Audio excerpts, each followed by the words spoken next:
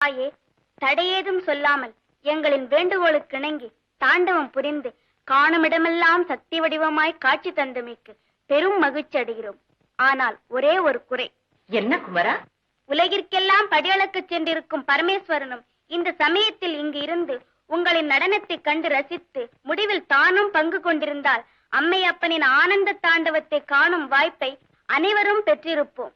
வேலவா, பக்தர்களுக்கெல்லாம் வேடிக்கை காட்டவும் உலகிற்கு படியளக்கவுமே அவருக்கு நேரம் சரியாக இருக்கிறதே. சகல ஜீவராசிகளுக்கும் படியளப்பதால் தானே அவரை சர்வேஸ்வரன் என்று பாராட்டுகிறார்கள். முருகா, எல்லோரையும் சோதனைக்குள்ளாக்கும் ஈசனை ஒரு முறை சோதித்து பார்க்க வேண்டாமா? அவரை சோதிக்கும் அளவிற்கு எவருக்குமே சக்தி கிடையாது.